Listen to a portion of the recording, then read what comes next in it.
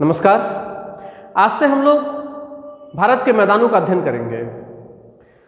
भारत को अगर भौगोलिक दृष्टि से बांटा जाए तो उत्तरी भारत अर्थात यहाँ से ऊपर का जो भारत है ये पर्वतीय है। हिमालय में हम लोगों ने इसका अध्ययन कर लिया है।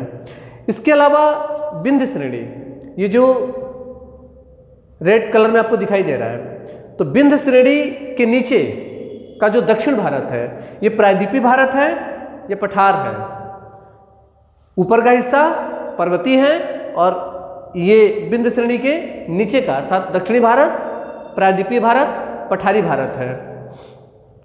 बीच का जो हिस्सा है जो कि विंध्य श्रेणी और शिवालिक के बीच का जो हिस्सा है इसे उत्तर भारत का मैदान कहते हैं। भारत में मैदानों का निर्माण जो हुआ है ये पर्वतीय क्षेत्रों से नदियों द्वारा काट कर लाई गई मिट्टी से, जिसे काप निक्षेप कहा जाता है। नदी द्वारा जो काट कर मिट्टी लाई जाती है उसे काप निक्षेप कहा जाता है। इसी काप निक्षेपों द्वारा इस उत्तर भारत के मैदान का निर्माण हुआ है। अर्थात हिमालय से निकलने वाली जो नदियां हैं, हिमालय से निकलने वाली नदियों ने इस उत्तर भारत के मैदान का निर्माण किया था। इसके अलावा ये तटीय मैदान है। प्रायद्वीपीय भारत जो गोंडवाना से टूट करके आया था वह हिस्सा इस जो लाल कलर में आपको दिखाई दे रहा है ये वाला हिस्सा है। ये क्षेत्र बाद में बना था जिसे इस वाले क्षेत्र में पश्चिमी तटीय मैदान, ये पश्चिमी तट का मैदान है और ये पूर्वी तटीय मैदान। तो पूर्वी तटीय मैदान और पश्चिमी तटीय मैदान का निर्माण भी बाद में अर्थात प्रायद्वीपीय भारत से निकलने वाली नदियां अर्थात मुख्यतः इसमें जो सह्याद्री की नदियां हैं, यहाँ पर सह्याद्री है, तो सह्याद्री से निकल करके जो नदियां अरब सागर में गिरी उन नदियों ने पश्चिमी तट का, और जो नदियां प्रायद्वीपीय भारत से प्रवाहित होते हुए इधर बंगाल की खाड़ी में आकर के गिरती हैं उन नदियों ने पूर्वी तटीय मैदान का निर्माण किया था। आज की क्लास में हम लोग मुख्यतः उत्तर भारत के मैदान का अध्ययन करेंगे। जो भारत का मैदान की क्लास होने वाली है आप लोगों की, ये मुख्यतः 2 या 3 क्लासेस हो सकती हैं। इसमें पहली क्लास में अर्थात आज की क्लास में हम लोग उत्तर भारत के मैदान पर मुख्यतः चर्चा करेंगे और उत्तर भारत के मैदान की भी 2 क्लासेस हो सकती हैं। ठीक है, तो उत्तर भारत के मैदान में आज हम लोग इसके क्षेत्र और इसकी विशेषताएं, मुख्यतः इसके ढाल, मिट्टी की विशेषता, इन तमाम आधारों पे लिखा गया होगा मिट्टी की विशेषता और ढाल के आधार पर इस उत्तर भारत के मैदान को समझने की कोशिश करेंगे। इसके अलावा ये इसमें क्या क्या है इस पर थोड़ी सी हम लोग चर्चा करेंगे। इसके अलावा इसका हम प्रादेशिक विभाजन करेंगे दूसरे अध्याय में। इसका जो दूसरा भाग होगा उससे हम इसके प्रादेशिक जो विभाजन हुआ है, जैसे पंजाब, उत्तर भारत में पंजाब का मैदान, ठीक है, ये बीच में गंगा का दोआब क्षेत्र, यहाँ पर हरियाणा, पंजाब और इसके बाद हरियाणा का मैदान। इसके अलावा उत्तर भारत के मैदान का विकास असम में भी हुआ है, इसे ब्रह्मपुत्र का मैदान कहते हैं, ये भी उत्तर भारत का ही हिस्सा है। तो दूसरे भाग में हम लोग इसका प्रादेशिक विभाजन करेंगे। ठीक है, और भारत के मैदानों में तीसरा जो भाग होगा इसका, उसमें हम लोग जो तटीय मैदान है, भारत के जो तटीय मैदान है जिसमें पश्चिमी तटीय मैदान और पूर्वी तटीय मैदान पर हम लोग मुख्यतः अध्ययन करेंगे। ठीक है, आइए प्रारंभ करते हैं उत्तर भारत का मैदान। पहले जो मैप में बना हुआ है इसको आप लोग ठीक तरीके से समझ लीजिए कि हमने इसमें क्या बनाया है। ठीक है, ये जो ग्रीन कलर की इसमें जो लाइनें दिखाई दे रही हैं, 3 लाइनें, ये मुख्यतः हिमालय को दर्शाया गया है। ये हिमालय को दर्शाया गया है। सबसे ऊपर बृहद हिमालय की श्रेणी, बीच में लघु हिमालय की श्रेणी और सबसे नीचे शिवालिक की श्रेणी। ठीक है, ये हो गया शिवालिक। ये प्रायद्वीपीय भारत है, इतना प्रायद्वीपीय भारत है। प्रायद्वीपीय भारत की जो शुरुआत है अर्थात उत्तर भारत को दक्षिण भारत से अलग करता है कौन? विंध्य श्रेणी, अर्थात विंध्य पर्वत उत्तर भारत को दक्षिण भारत से अलग करता है। तो इसके नीचे ये हो गया दक्षिण भारत, जिस पर हम लोगों ने पहले की क्लासेस में चर्चा कर चुके हैं। तो विंध्य श्रेणी के नीचे ये आपका है विंध्य श्रेणी। इसके अलावा इसमें जो नीले कलर में कुछ नदियां दिखाई गई हैं, जिसमें सबसे महत्वपूर्ण नदी उत्तर भारत के मैदान में प्रमुख नदियों में यहाँ ये मानसरोवर का क्षेत्र है। मानसरोवर से एक नदी निकल करके भारत में प्रवाहित होते हुए और पाकिस्तान चली जाती है, और पाकिस्तान जाने के बाद यहाँ अरब सागर में कराची में आकर के, यहाँ पर कराची पाकिस्तान का शहर है, कराची में अपना मुहाना बनाती है। नाम है सिंधु नदी। तो सिंधु नदी, तो उत्तर भारत के मैदान का जो विस्तार हुआ है ये सिंधु नदी से लेकर के और ये तिस्ता नदी है। मैंने बताया था सिक्किम में जेमू ग्लेशियर से निकलने वाली नदी तिस्ता, जो आगे जाकर के ब्रह्मपुत्र में मिल जाती है। तो सिंधु नदी से लेकर के तिस्ता नदी तक बीच का जो मैदानी भाग है हिमालय के नीचे, हिमालय के गिरिपद में, ये बीच का जो भाग है इसे उत्तर भारत का मैदान कहते हैं। तो यह है तिस्ता नदी और यह है सिंधु नदी। इसके अलावा पंजाब हिमालय में हम लोग देखेंगे, अर्थात इसके दूसरे भाग में इस क्षेत्र का बहुत महत्व होगा। यहाँ पर ये सतलज नदी दिखाई गई है, यह यहीं से निकल करके, ठीक है ना, राजस्थान से निकलती है, यह सतलज नदी। सतलज के ऊपर कुछ प्रमुख नदियाँ हैं, सतलज की सहायक नदियाँ। सतलज की प्रमुख सहायक नदी ब्यास, जो कि पंजाब में आकर इससे मिल जाती है। उसके ऊपर यही रोहतांग दर्रे से एक नदी निकलती है, क्या नाम है, ब्यास के ऊपर रावी नदी। और यहाँ पर है बारालाचा दर्रा, बारालाचा दर्रे से कौन सी नदी, चेनाब नदी निकलती है।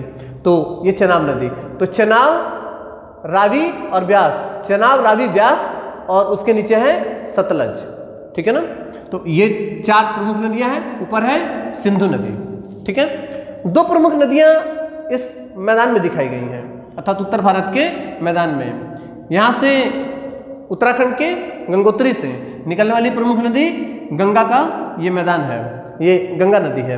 गंगा की प्रमुख सहायक नदी यमुना, ये भी उत्तराखंड के यमुनोत्री से निकलती है और आकर के प्रयागराज में गंगा से मिल जाती है। तो ये दोनों नदियां उत्तर भारत की प्रमुख नदियां हैं, ये दोनों नदियां उत्तर भारत की प्रमुख नदियों के अंतर्गत आती हैं।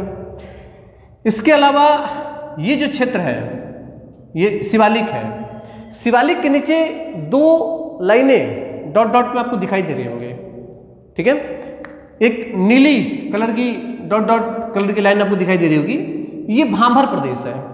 तराई के शिवालिक के निचला क्षेत्र होता है, शिवालिक का निचला क्षेत्र क्या कहलाता है, भांभर कहलाता है। और भांभर के नीचे ये रेड कलर में आपको एक डॉट डॉट दिखाई दे रहा होगा, यह है तराई प्रदेश, यह है तराई प्रदेश।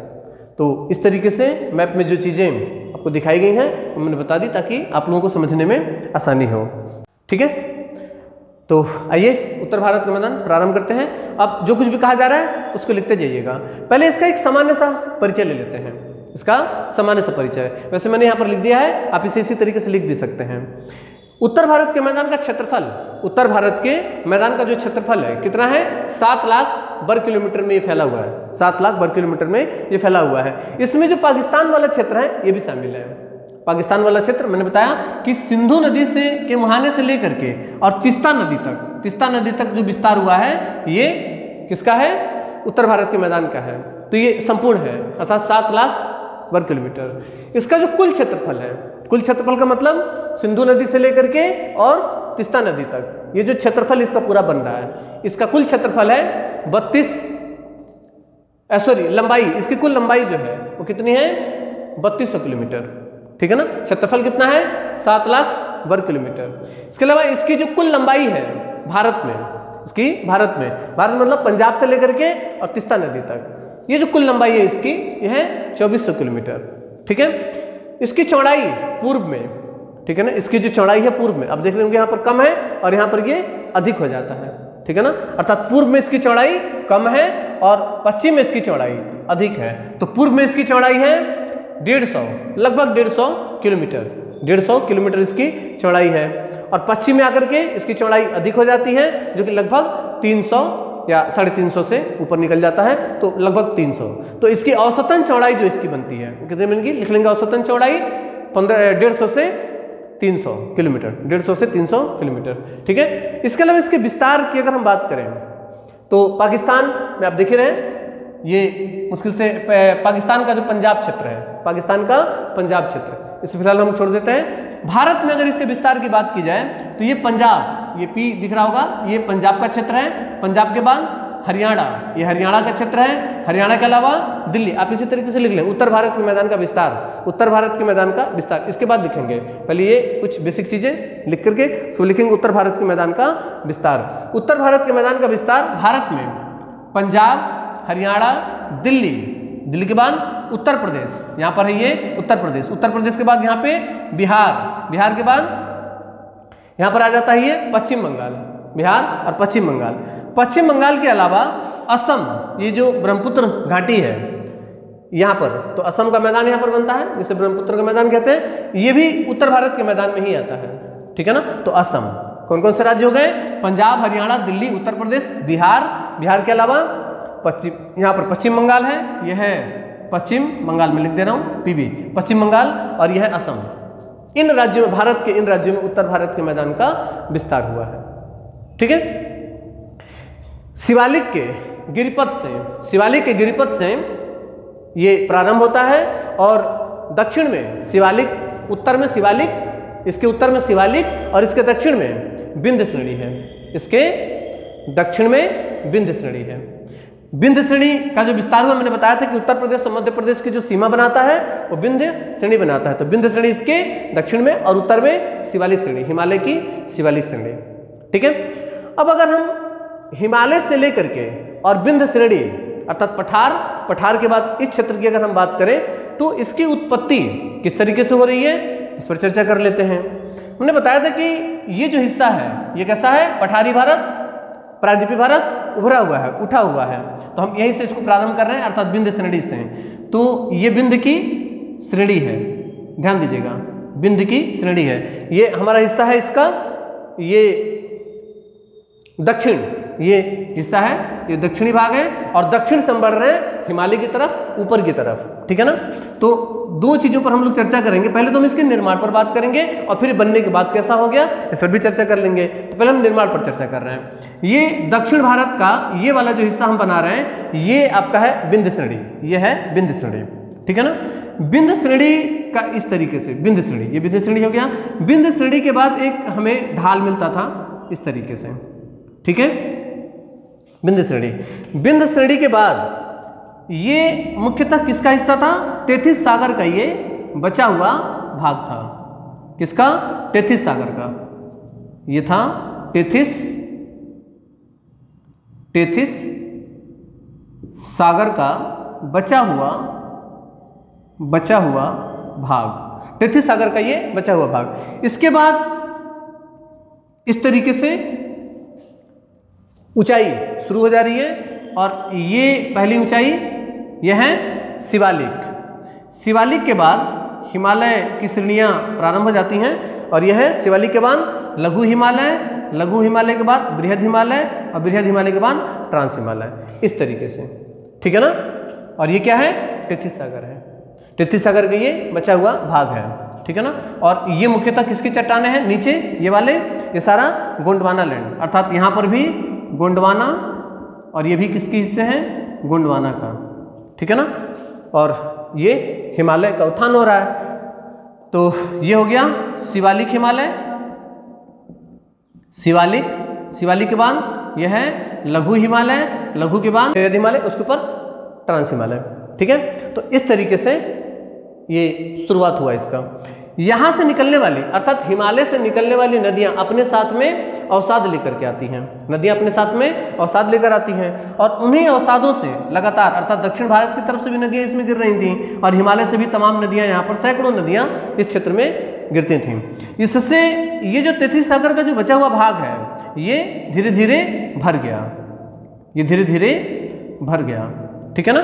और इस तरीके से इस उत्तर भारत के मैदान का निर्माण हुआ। तो उत्तर भारत के मैदान का निर्माण प्लीस्टोसीन युग में हुआ था, ठीक है ना।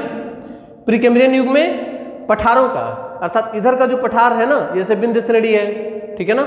विंध्य श्रेणी में यहाँ पर हम लोगों ने पठार पढ़े थे, जैसे बुंदेलखंड का पठार, बघेलखंड का पठार। तो बुंदेलखंड और बघेलखंड का पठार जो मुख्यतः है ये प्रीकैम्ब्रियन युग में इसका निर्माण हुआ है। ये जो है ये प्लीस्टोसीन युग में इसका निर्माण हो रहा है, ठीक है ना। तो ये इस तरीके से भरता चला गया और इससे ये हिस्सा जो है समतल हो गया। जो तेथिस सागर का जो बचा हुआ भाग था ये समतल हो गया और इससे उत्तर भारत के मैदान का निर्माण हुआ, ठीक है। उत्तर भारत के मैदान का जो ढाल है, अगर हम इसके मुख्यतः ढलानों पर बात करें तो उत्तर भारत के मैदान का ढाल किधर की दिशा में है? अब देख पा रहे होंगे ये गंगा नदी है। गंगा नदी दक्षिण की ओर प्रवाहित होती है, पहले दक्षिण और उसके बाद ये पूर्व है, पूर्व की ओर प्रवाहित हो रही है। तो उत्तर भारत के मैदान का ढलान आप लिख लेंगे, उत्तर भारत के मैदान का ढलान पूर्व दिशा में है। इसका जो ढाल है वो किधर है? पूर्व दिशा में। ठीक है, यही कारण है कि गंगा और गंगा के बाद यमुना ये इसकी घाटी बनाती हैं। दोनों नदियां पूर्व की ओर प्रवाहित होते हुए और आकर के बांग्लादेश में ब्रह्मपुत्र से मिलकर के किस में गिर जाती हैं? बंगाल की खाड़ी में। ठीक है, तो ये रहा उत्तर भारत के मैदान का मुख्यतः ढलान।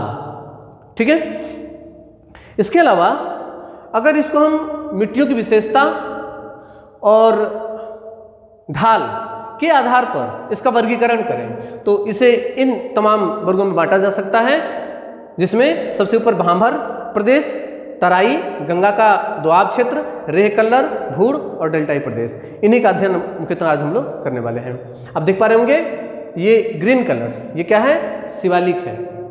ठीक है, तो हम लोग यहाँ से चलते हैं। ये शिवालिक हिमालय है। ठीक है ना, इस तरीके से शिवालिक हिमालय। ठीक है, शिवालिक हिमालय के बाद इस तरीके से हम आएंगे और हमें मिलता है एक समतल मैदान। ये हमारा उत्तर है। ठीक है ना, उत्तर, और हम उत्तर से दक्षिण की ओर बढ़ रहे हैं, ये दक्षिण की ओर जा रहे हैं, उत्तर से दक्षिण की ओर। तो उसके बाद एक हमें मैदान मिलता है और उसके बाद बंगाल की खाड़ी। ये है हमारी बंगाल की खाड़ी, बंगाल की खाड़ी। यहां पर समझने की कोशिश करिएगा आप लोग। ठीक है, ये क्या है? ये है शिवालिक, और शिवालिक से ऊपर अन्य हिमालय भी है। तो हिमालय से नदियां अवसाद लेकर के आती हैं, हिमालय से नदियां अवसाद लेकर के आती हैं। यहां पर ढलान कैसा है? ज़्यादा है। यहां पर ढलान जो है ज़्यादा है, तो गति भी थोड़ी ज़्यादा होगी। तो उत्तरी शिवालिक क्षेत्र से नदियां अपने साथ में बड़े बड़े चट्टाने, पर्वतीय चट्टानों को काट करके लेकर के आती हैं, और यहाँ पर चूंकि ढलान जब कम होता है तो वो इन वाले क्षेत्र में जमा होने लग जाती हैं। बड़े बड़े चट्टान काट करके लाती हैं जो कि इस क्षेत्र में जमा होने लग जाता है। ठीक है, आप इसी तरीके से लिख लेंगे। यह प्रदेश हेडिंग डाल देंगे भांभर प्रदेश, पहले ये वाला हेडिंग बना लेंगे। मिट्टी की विशेषता व ढाल के आधार पर उत्तर भारत के मैदान का वर्गीकरण।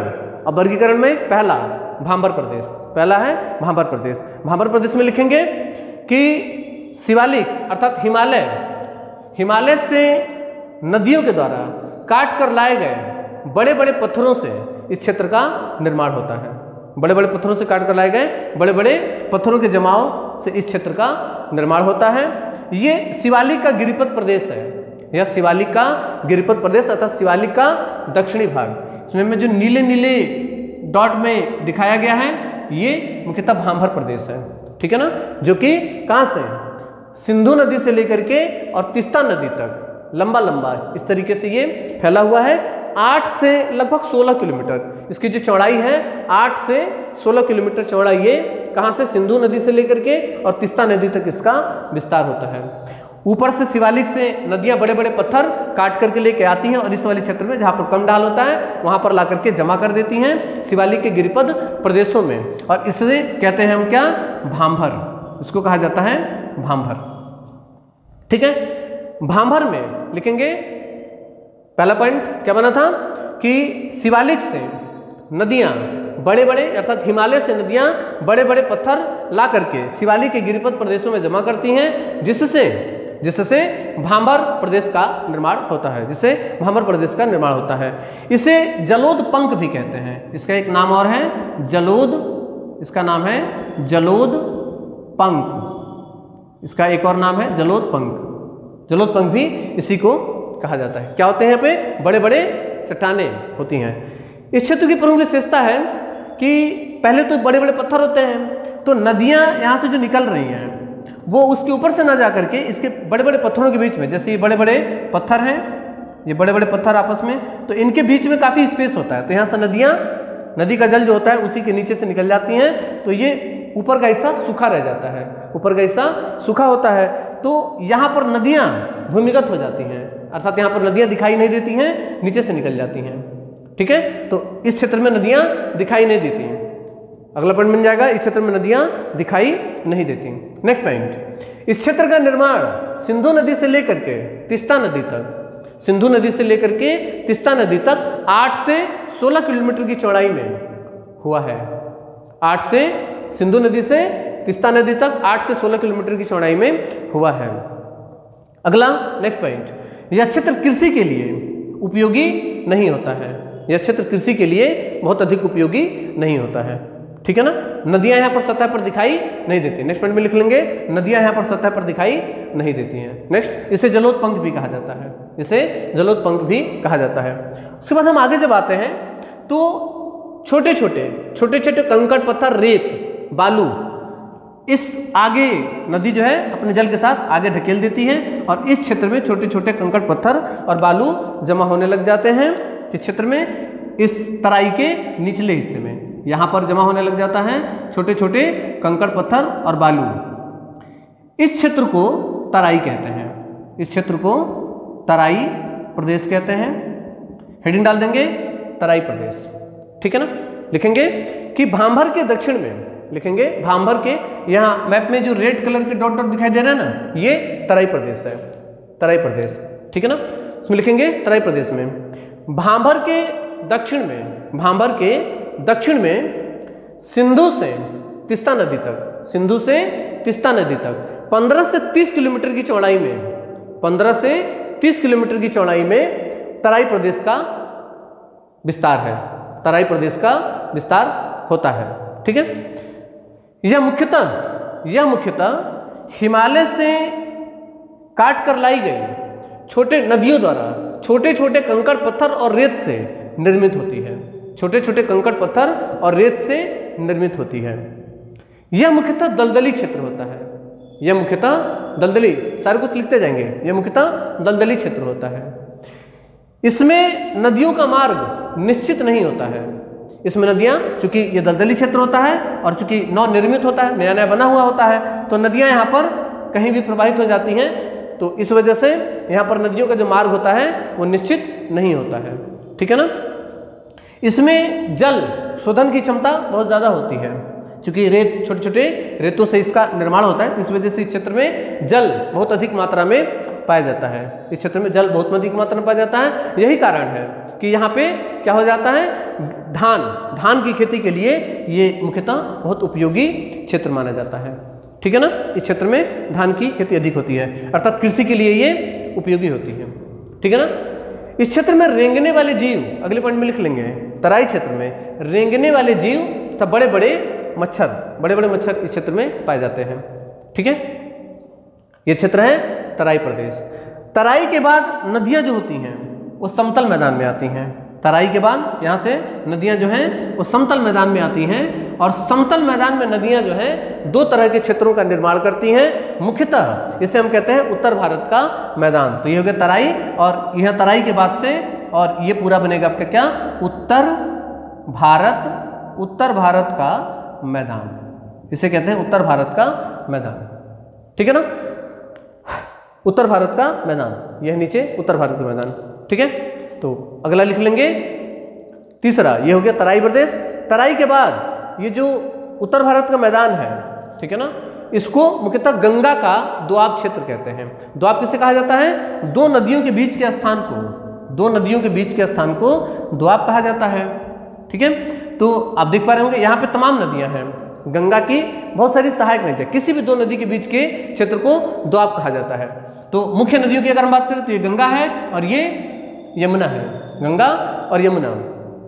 तो गंगा और यमुना के बीच के क्षेत्र को, इसको भी दोआब कहा जाएगा। लेकिन इसके अलावा गंगा में मिलने वाली तमाम सहायक नदियां, जैसे ऊपर से रामगंगा, गोमती, घाघरा, गंडक, ठीक है ना, ये तमाम नदियां गंगा में शिवालिक से निकल करके, अर्थात हिमालय से निकल करके और गंगा में दक्षिण की ओर प्रवाहित होते गंगा में मिलती हैं। तो उन सभी नदियों के बीच के क्षेत्र को भी क्या कहा जाएगा? दोआब कहा जाएगा। दो नदियों के बीच के स्थान को दोआब कहा जाता है। तो मुख्यतः इस पूरे क्षेत्र का निर्माण इसी दोआब क्षेत्र से हुआ है। दो नदियों के बीच का स्थान ये सब बनता है, इसी वजह से इस क्षेत्र को कहा जाता है गंगा का दोआब क्षेत्र। इसके कई सारे नाम हैं, आप लिख लेंगे। तीसरा, पहला हमने लिखा भांभर, पहला हमने क्या लिखा? भांभर। दूसरा क्या लिखा? तराई, ठीक है ना, अर्थात शिवालिक का गिरिपथ प्रदेश भांभर कहलाता है। भांभर का दक्षिणी हिस्सा तराई कहलाता है, और तराई के नीचे विकसित होता है गंगा का दोआब क्षेत्र। हेडिंग डाल देंगे, गंगा का दोआब क्षेत्र। गंगा के दोआब क्षेत्र को कांप प्रदेश भी कहते हैं, कांप प्रदेश कहते हैं, ठीक है। इसका एक और नाम है गंगोध, इसको गंगोध भी कहा जाता है, इसको गंगोध भी कहते हैं। इसे गंगा की कांप भी कहते हैं, इसे गंगा की कांप, इसे गंगा की कांप भी कहते हैं, ठीक है। और इसे गंगा का दोआब भी कहते हैं, इसे गंगा का दोआब भी कहा जाता है। मुख्यतः इसे गंगा के दोआब के नाम से तो पढ़ते हैं। तो ये मुख्यतः क्षेत्र है गंगा का दोआब क्षेत्र, ठीक है ना। इस क्षेत्र का निर्माण हिमालय से काट कर लाई गई नदियों के काप निक्षेपों से हुआ है, ठीक है ना। दो महत्वपूर्ण चीजें हैं, अलग से समझ लीजिए इसको। ये एक मुख्य नदी है, ठीक है, ये एक मुख्य नदी है, मान लीजिए गंगा है, ठीक है ना। तो ये पर्वतीय क्षेत्रों से या कहीं से भी अगर मिट्टी काट रही है, कहीं से मिट्टी काट रही है, ठीक है ना, एक जगह से काट करके दूसरी जगह लेके जा रही है, तो जिस स्थान से उसे काट रही है, जैसे मान लीजिए इसने यहाँ पे मिट्टी को इतना यहाँ पे काट लिया, और अब गंगा जो है यहाँ पे क्या चला गया? इस क्षेत्र में आ गया, ठीक है ना। अब गंगा जो है मान लीजिए ऐसे बहने लगी, ठीक है ना, इतनी मिट्टी इनने काट ली, ठीक है ना। तो जहाँ से काट रही है इसको हम कहते हैं अपर्दन, ठीक है ना। भूगोल में बहुत अच्छा शब्द है मृदा अपर्दन। अपर्दन किसे कहा जाता है? नदियों के द्वारा। अपर्दन किसी प्रकार से हो सकता है, जल के द्वारा, वायु के द्वारा और हिमानी अर्थात बर्फ के द्वारा, तीनों प्रकार से अपर्दन हो सकता है, ठीक है ना। तो नदी से अपर्दन किस तरीके से होगा? अर्थात नदी किसी स्थान से अगर मिट्टी को काट रही है उसको कहा जाएगा अपर्दन, ठीक है ना। और यही मिट्टी, यहाँ से मिट्टी ने काटा और इनने एक नई भूमि का यहाँ पर निर्माण कर दिया। जैसे ये जल बह रहा है, अब ये यहाँ पर एक नई भूमि बन गई, अब यहाँ पे ये नदी ऐसे बहने लगी, ठीक है ना। तो अब यहाँ पर एक नई मिट्टी अर्थात नदी ने ला करके यहाँ पर मिट्टी जमा कर दिया और यहाँ पर एक क्षेत्र बन गया, भूमि का जमीन बन गया, ठीक है ना। तो इसको कहा जाएगा निक्षेपण, इसको कहा जाएगा निक्षेपण, ठीक है ना। निक्षेपण भी कई प्रकार से हो सकता है, कई प्रकार मतलब तीनों प्रकार से हो सकता है। वायु द्वारा निक्षेपण हो सकता है, रेगिस्तान में होता है। इसके अलावा नदी द्वारा निक्षेपण और हिमानी अर्थात बर्फ के द्वारा निक्षेपण भी हो सकता है। तीनों प्रकार के अपर्दन भी तीनों माध्यम से हो सकता है, तीनों भौगोलिक कारकों से, और निक्षेपण भी तीनों भौगोलिक कारकों से हो सकता है, ठीक है ना। तो इसी तरीके से जो गंगा का दोआब क्षेत्र है अर्थात उत्तर भारत का जो मैदान है, ये नदी निक्षेपण की प्रक्रिया से इसका निर्माण होता है। जब मालवा का पठार पढ़ रहे थे, मालवा का पठार, वहां पर अपर्दन शब्द आया था। मैंने बताया था कि चंबल नदी और मालवा के पठार से निकलने वाली जो तमाम नदियां हैं, उन्होंने मालवा के पठार को काट छांट करके उसमें से आने जाने का रास्ता बना दिया, अर्थात उन्होंने जगह जगह से उसको काट दिया है, जिससे कट छट गया है, जिसको क्या कहा जाता है? खड अपर्दन या अवनालिका अपर्दन कहा जाता है। अवनालिका अपर्दन मालवा के पठार में पाया जाता है, जो कि मालवा के पठार पर बहने वाली तमाम नदियों ने उसको काट छांट करके अलग अलग कर दिया है, तो उसको क्या कहा जाता है? अपर्दन कहा जाता है। और यहाँ पर हम बात कर रहे हैं उत्तर भारत के मैदान का, तो पूछा जाएगा मृदा अपर्दन का प्रमुख उदाहरण क्या है? मालवा का पठार है, वहां पर प्रमुखतः अवनालिका अपर्दन पाया जाता है। और उत्तर भारत का मैदान नदी निक्षेपण का सर्वोत्तम उदाहरण है। नदी निक्षेपण से उत्तर भारत के मैदान का निर्माण हो रहा है, ठीक है ना। तो इस तरीके से इसको कहेंगे हम निक्षेपण और इसको कहेंगे अपर्दन, ठीक है। आगे बढ़ते हैं। तो यह है गंगा का दोआब क्षेत्र। गंगा का जो दोआब क्षेत्र है, ठीक है, ये मुख्यतः रेत और कम चिकनी मिट्टी, ठीक है ना, कम चिकनी मिट्टी का एक क्षेत्र होता है। क्योंकि जो तराई बेल्ट था, मैंने बताया तराई क्षेत्र जो है उसमें रेत, छोटे छोटे कंकड़ और रेत से उस क्षेत्र का निर्माण होता है। ठीक है ना। और उसके बाद जो बहाकर और छोटी छोटी बारीक चीका अर्थात मिट्टी और उसके साथ में रेत की जो मात्रा है उससे मिलकर के इस क्षेत्र को भरा गया और इससे उत्तर भारत के समतल मैदान का निर्माण हुआ, ठीक है ना। तो इसमें छोटे छोटे रेत और चीका अर्थात मिट्टी पाई जाती है, ठीक है ना। इससे इस क्षेत्र का निर्माण हो रहा है। नदियां हमेशा अपने ढलान पर बहती हैं। इस क्षेत्र को 2 वर्गों में बांटा गया है, आप लिख लेंगे। जो गंगा का दोआब क्षेत्र है यह मुख्यतः रेत और चिका मिट्टी अर्थात चिकनी मिट्टी से निर्मित भूमि है अर्थात मैदान है। इसे मुख्यतः 2 वर्गों में बांटा गया है। इस तरीके से लिखेंगे, इसे मुख्यतः 2 वर्गों में बांटा गया है। पहला है खादर और दूसरा है बांगर। पहले इसको समझ लीजिए। नदी हमेशा अपने ढलान पर बहती है। यहाँ पर इसे समझने की कोशिश करेंगे। ये नदी है, ठीक है ना, और ये इसका उच्चावच है अर्थात ये ऊंची होती चली जाएगी, ठीक है ना। और ये इसका दूसरा किनारा है और ये भी इधर ऊंचा होता हुआ चला जाएगा, ठीक है ना। नदी हमेशा कहाँ प्रवाहित होती है? इस जगह पे नदी अपने ढलान पर प्रवाहित होती है। यहाँ पर नदी प्रवाहित हो रही है। ध्यान से समझने की कोशिश करिएगा। जब मानसून काल आता है, जब मानसून काल आता है तो नदियों का जल स्तर जो है वो ऊपर उठ जाता है।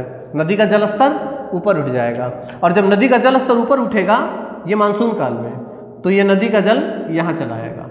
नदी का जल जो है वो इस क्षेत्र में जमा हो जाएगा, ठीक है ना। तो इसका जो ढलान है यहाँ पर नदियों के द्वारा लाई गई जो मिट्टी है वो जमा हो जाएगी।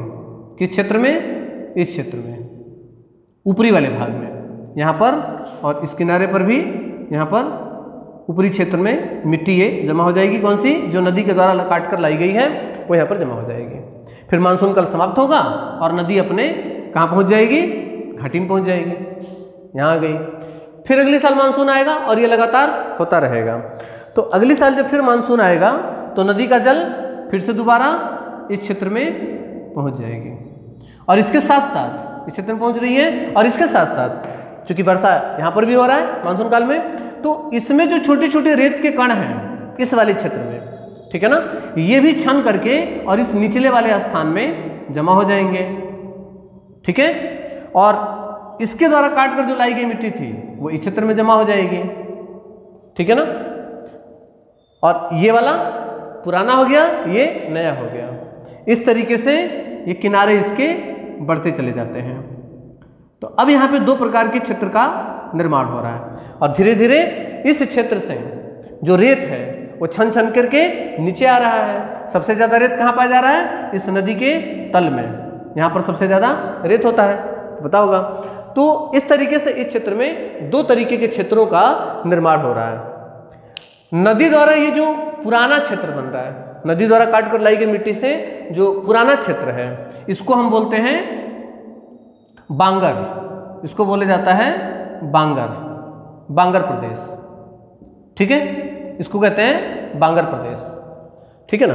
और ये नदी के द्वारा काट कर लाई गई जो नई मिट्टी है, नई मिट्टी ये वाली, इसको हम बोलते हैं खादर। इसको कहते हैं खादर प्रदेश। बांगर प्रदेश और खादर प्रदेश दोनों में काफ़ी अंतर होता है। वैसे दोनों ही जलोढ़ मिट्टी है, ठीक है ना, दोनों ही जलोढ़ मिट्टी। जलोढ़ मिट्टी किसे कहा जाता है?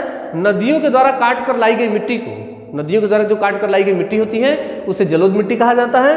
तो जलोढ़ मिट्टी दोनों है अर्थात बांगर और खादर, गंगा का कांप जो है या गंगा का जो दोआब क्षेत्र है ये मुख्यतः किस तरह की मिट्टी है? इसमें जलोढ़ मिट्टी पाई जाती है। यहाँ पर जलोढ़ मिट्टी है। जलोढ़ मिट्टी का तात्पर्य क्या है? लिख लेंगे। जलोढ़ मिट्टी नदियों के द्वारा काट कर लाई गई मिट्टी को कांप निक्षेप या जलोढ़ मिट्टी कहा जाता है, ठीक है। बांगर और खादर दोनों ही जलोढ़ मिट्टी है, दोनों ही जलोढ़ मिट्टी है। लेकिन बांगर क्षेत्र जो है, लिखेंगे, हेडिंग डाल देंगे, बांगर प्रदेश।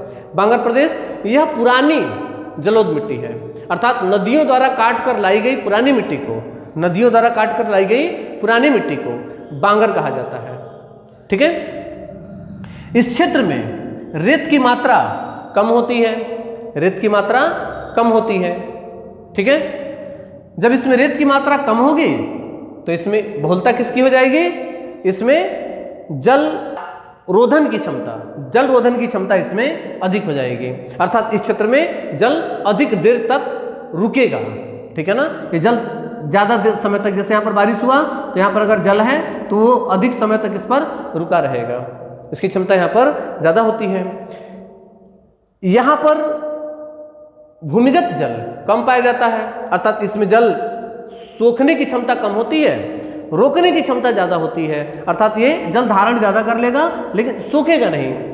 सोखने की क्षमता इसमें रेत होती है, रेत वाली मिट्टी में होती है, ठीक है ना। तो इसी वजह से इस क्षेत्र में कृषि अगर करना है तो सिंचाई की आवश्यकता यहाँ पर अधिक होती है। बांगर क्षेत्र में सिंचाई की आवश्यकता ज़्यादा होती है, ठीक है ना। यहाँ पर इसको हम लोग जब उत्तर प्रदेश सामान्य ज्ञान पढ़ेंगे, उत्तर प्रदेश जीएस पढ़ेंगे, वहाँ पर इसके बारे में और विस्तृत तरीके से पढ़ेंगे। इसके अलावा जब हम मिट्टियों वाला अध्याय पढ़ेंगे, जैसे हम जलोढ़ मिट्टी पढ़ेंगे तो उसमें इसके जो मिनरल्स हैं उस पर भी चर्चा करेंगे। फिलहाल उसको हम लोग यहाँ पर नहीं बात करते हैं, ठीक है ना। तो यहाँ पर प्रमुखतः नदी द्वारा काट कर लाई गई पुरानी मिट्टी को बांगर कहा जाता है। इस क्षेत्र में जल धारण करने की क्षमता अधिक होती है तथा जल शोधन करने की क्षमता कम होती है। इसी तरीके से लिख लेंगे, बांगर प्रदेश, नदी द्वारा काट कर लाई गई पुरानी मिट्टी को बांगर कहा जाता है। इसमें जल इसमें रेत की मात्रा कम होती है, यह चिकनी मिट्टी होती है, यह अधिकतर चिकनी मिट्टी, रेत निकलता चला जाता है, छट जाता है, इसलिए वजह से ये चिकनी मिट्टी हो जाती है, ठीक है ना। इसमें जल धारण करने की क्षमता अधिक होती है तथा जल शोधन की क्षमता कम होती है, ठीक है ना, जल सूखेगा कम, ठीक है ना। इसी वजह से सिंचाई के लिए, कृषि के लिए इस क्षेत्र में सिंचाई की अधिक आवश्यकता पड़ती है। बांगर क्षेत्र में अगर कृषि करना है तो अधिक सिंचाई की आवश्यकता पड़ेगी, ठीक है। इसी तरीके से अगला लिख लेंगे खादर प्रदेश। खादर प्रदेश हेडिंग डाल देंगे, खादर प्रदेश। खादर प्रदेश में, खादर प्रदेश मुख्यतः नदी द्वारा काट कर लाई गई नई मिट्टी होती है, नदी द्वारा काट कर लाई गई नई मिट्टी होती है। इसमें रेत की मात्रा अधिक होती है, इस मिट्टी में रेत की मात्रा अधिक होती है, जिसके कारण इसमें जल शोधन की क्षमता अर्थात जल सोखने की क्षमता इसमें अधिक होती है। यह बांगर की अपेक्षा अधिक उपजाऊ होती है। आप इसी तरीके से लिखते जाएंगे, यह बांगर की अपेक्षा अधिक उपजाऊ होती है। अच्छा, बांगर में से एक सवाल बनता है कि बांगर प्रदेश को पंजाब में क्या कहते हैं। बांगर प्रदेश को पंजाब में धाया कहा जाता है। बहुत महत्वपूर्ण पॉइंट है, बांगर में लिख लीजिएगा कि बांगर क्षेत्र को पंजाब में धाया कहते हैं। धाया, पंजाब में इसे धाया, पंजाब में इसे धाया कहा जाता है, ठीक है ना। इसी तरीके से लिख लीजिएगा। अगला हम बात कर रहे थे खादर पे, यह है खादर प्रदेश। तो खादर नदी द्वारा काट कर लाई गई नई मिट्टी होती है। इस क्षेत्र में जल शोधन की क्षमता, जल सोखने की क्षमता अधिक होती है, रेत की मात्रा अधिक होती है, अर्थात ये खादर के बांगर की अपेक्षा अधिक उपजाऊ होती है, बांगर की अपेक्षा अधिक उपजाऊ होती है, ठीक है। मुख्यतः धान की खेती के लिए ये सबसे ज्यादा उपयुक्त होता है, धान की खेती के लिए सबसे ज्यादा उपयुक्त होता है, ठीक है। ये रहा है आपका बांगर और खादर। इसे हम कहते हैं गंगा का दोआब क्षेत्र। गंगा के दोआब क्षेत्र के बाद हम बात कर रहे थे रेह और कल्लर, ठीक है ना। बांगर में ही और पुराना, जैसे कि इसी की बात कर लेते हैं, ये बांगर क्षेत्र है और बांगर में ही, चूंकि ये क्षेत्र भी नदियों के द्वारा ही बना होगा, ये वाला भी, ठीक है ना, ये वाला, ठीक है ना, और इससे और पहले, अर्थात बांगर का ही और पुराना बांगर कर दीजिए, थोड़ा सा और पहले का, ठीक है ना। तो उसमें बेसिकली क्या होता है कि बहुत अधिक बार सिंचाई हुआ है। मैंने कहा था कि बांगर क्षेत्र में नदियों के द्वारा, यहाँ पर नदी का जल अब नहीं होता है, तो इस क्षेत्र में कृषि करने के लिए सिंचाई की आवश्यकता ज़्यादा होती है। इस क्षेत्र में सिंचाई की आवश्यकता ज़्यादा होती है कृषि करने के लिए। तो अधिक सिंचाई होने के कारण क्या हो जाता है, अब देखिए इसको समझने की आप कोशिश करेंगे।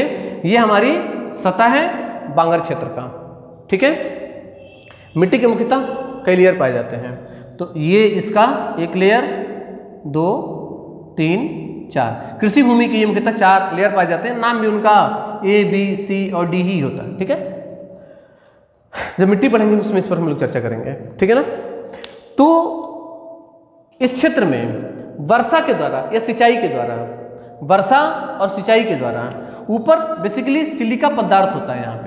यहाँ पर होता है सिलिका पदार्थ का ये ऊपर की चट्टान होती है। ये चट्टानें मुख्यतः उसमें सिलिका पाया जाता है, ठीक है ना।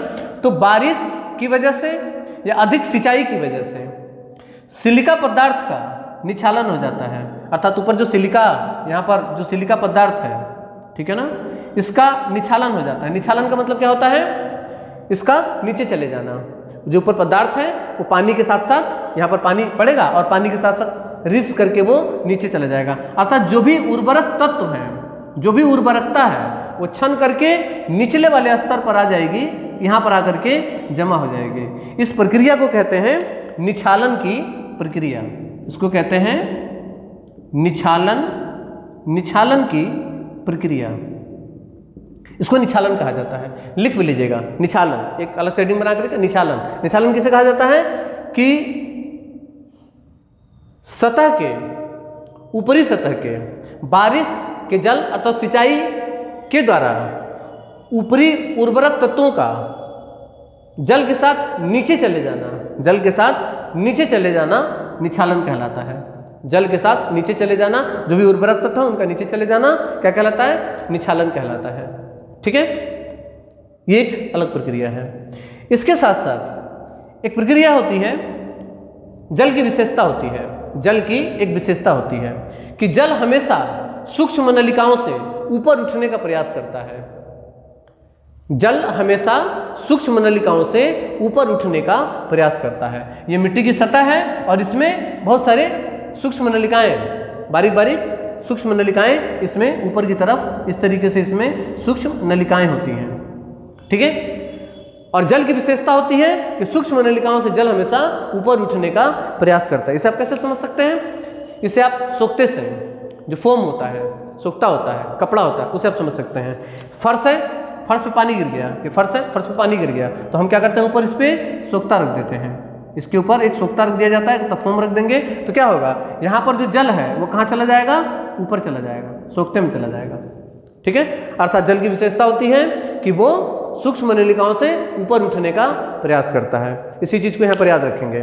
तो ये जो निछालन से क्या हुआ है? सिलिका पदार्थ का जो निछालन हुआ, जो सिलिका यहाँ आ गया है, इस जगह पे आ गया है। ठीक है ना, ठीक है ना। तो ये इन सूक्ष्म नलिकाओं से जल के, भूमिगत जल सूक्ष्म नलिकाओं से ऊपर उठने का प्रयास करेंगे। ठीक है ना, और इस तरीके से ये ऊपर आ जाएंगे और जल यहाँ पर पहुंचने के बाद जल जो है वाष्प बन के उड़ जाएगा और जो तत्व है वो यहाँ पर जमा हो जाएगा। ऊपरी परत पर ये तत्व नीचे से जमा हो जाएगा। ठीक है, इस प्रक्रिया को केशिका कहा जाता है। इस प्रक्रिया को केशिका की प्रक्रिया कहा जाता है। इसको केशिका की प्रक्रिया लिखेंगे। केशिका प्रक्रिया द्वारा जल सूक्ष्म नलिकाओं से ऊपर उठने का प्रयास करता है, जिसके द्वारा भूमिगत जल में जो तत्व मौजूद है, जो उर्वरकता मौजूद है, वो सूक्ष्म नलिकाओं से जल के साथ ऊपर उठती हैं तथा ऊपरी सतह पर बिछ जाती हैं। इस प्रक्रिया को केशिका कहा जाता है। अर्थात सूक्ष्म नलिकाओं से जल के ऊपर चढ़ने की प्रक्रिया को केशिका की प्रक्रिया कहा जाता है। इस केशिका की प्रक्रिया के द्वारा इस सतह पे जो ये नीचे के तत्व हैं ये ऊपर आकर के जमा हो जाते हैं।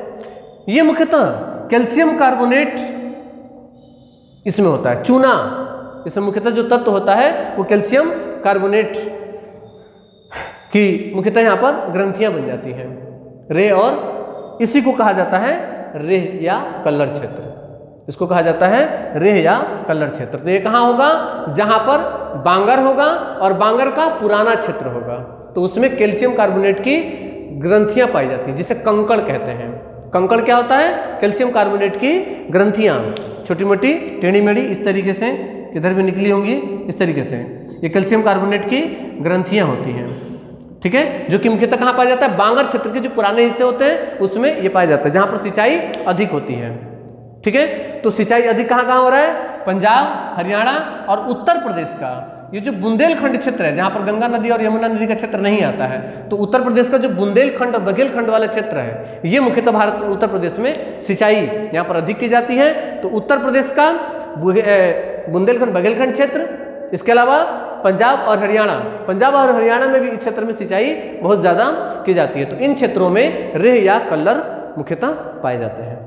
ठीक है, ये रहा रेह या कल्लर। तो आप इसी तरीके से रेह या कल्लर में लिख लेंगे कि बांगर के उन क्षेत्रों में जहां पर सिंचाई सबसे अधिक होती है, उन क्षेत्रों में भूमि पर केशिका की प्रक्रिया के द्वारा कैल्शियम कार्बोनेट की परत, सफेद परत जम जाती है।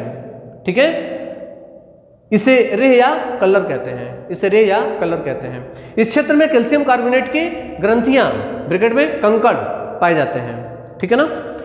यह मुख्यतः उत्तर भारत के मैदान में यह पंजाब, हरियाणा, उत्तर प्रदेश के बुंदेलखंड और बघेलखंड क्षेत्र में पाए जाते हैं। उत्तर प्रदेश के बुंदेलखंड और बघेलखंड क्षेत्र में पाए जाते हैं। ये रहा रे और कलर। ठीक है ना। रे कलर के बाद हम बात करेंगे भूड़। भूड़ बहुत आसान है। गंगा और मुख्यतः रामगंगा, ये यहां पर प्रवाहित हो रही है रामगंगा। ठीक है ना। तो नदियों के बहाव क्षेत्र को क्या कहा जाता है? भूड़ कहा जाता है। गंगा और रामगंगा इसी तरीके से लिखिए, भूड़ हेडिंग डाल दीजिए भूड़, और भूड़ में लिखिए गंगा व रामगंगा के बहाव क्षेत्र को। बहाव क्षेत्र का मतलब क्या होता है, इसको भी समझ लीजिए।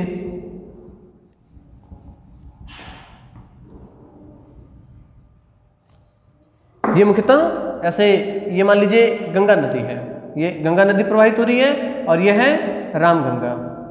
ठीक है ना। रामगंगा इसमें आकर के ऐसे मिल जा रही है इस तरीके से। ठीक है ना। तो इसका बहाव क्षेत्र का मतलब होता है कि एक तो नदी का जो मुख्य धारा ऐसे बह रही है, ठीक है ना, ये वाला, और इसके अलावा इसमें तमाम छोटी छोटी नदियां आकर के, अर्थात एक भूमि का जल इस क्षेत्र के अंतर्गत समाहित होता है, अर्थात इसमें आकर के मिलता है। इस पूरे क्षेत्र को क्या कहा जाएगा? जल संग्रहण क्षेत्र या बहाव क्षेत्र। ठीक है, जल संग्रहण क्षेत्र या बहाव क्षेत्र। ये मुख्यतः खादर वाली भूमि होती है। खादर इसमें बहुत ज़्यादा मात्रा में, ककड़ी खीरा वाला जो क्षेत्र होता है ना, वो मुख्यतः ये वाला क्षेत्र होता है। ठीक है ना। बाढ़ का सबसे ज़्यादा प्रभावित क्षेत्र यही वाला होता है। तो मुख्यतः गंगा और रामगंगा, ठीक है ना, का जो बहाव क्षेत्र है उसे भूड़ कहा जाता है। भूड़ में लिख लेंगे, गंगा व रामगंगा के बहाव क्षेत्र को भूड़ कहते हैं। ठीक है ना। इसके अलावा डेल्टाई प्रदेश, इसी में उत्तर भारत के मैदान में अगला है डेल्टाई प्रदेश। डेल्टाई प्रदेश किसको तो हेडिंग डाल दीजिए, डेल्टाई प्रदेश। उत्तर भारत के मैदान में नदियां, मैंने कहा था कि उत्तर भारत का जो ढलान है वो किधर की तरफ है?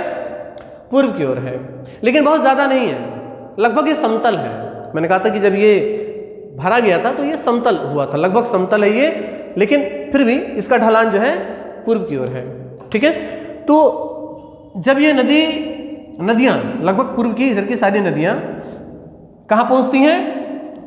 समुद्र तट पर। तो कम ढलान होने की वजह से नदियों का वेग, ये समुद्र का किनारा है, समुद्र का, इधर समुद्र है, ये भूमि है, उत्तर भारत का मैदान है। तो यहाँ से अगर कोई नदी इस तरीके से आ रही है तो यहाँ पर वेग जो होगा इसका कम हो जाएगा, क्योंकि ढलान काफी कम है। यहाँ पर आते आते जब ये पूर्वी तटीय मैदान में जब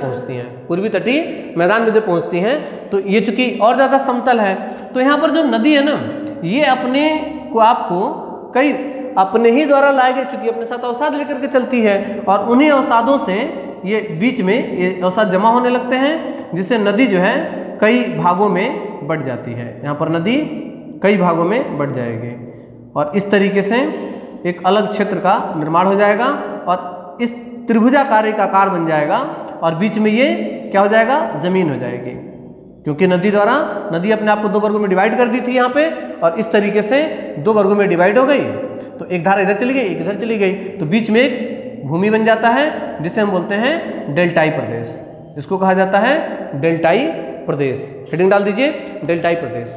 लिखेंगे कि नदियों के मुहाने पर, नदियां जहां समुद्र में मिलती हैं, उनके वेग कम होने के कारण नदियां कई धाराओं में बढ़ जाती हैं,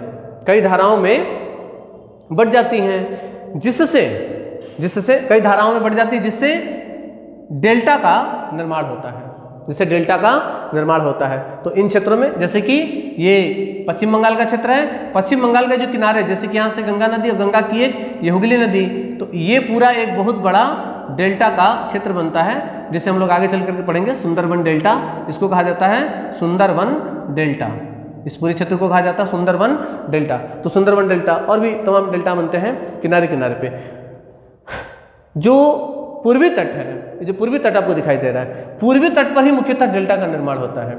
पश्चिमी तट पर डेल्टा नहीं बनता, पश्चिमी तट पर एस्चुरी का निर्माण होता है। ठीक है ना, आगे चल करके जब हम लोग तटीय मैदान पढ़ेंगे उसमें मुख्यतः हम लोग इस पर चर्चा करेंगे। तो डेल्टा इस तरीके से होता है।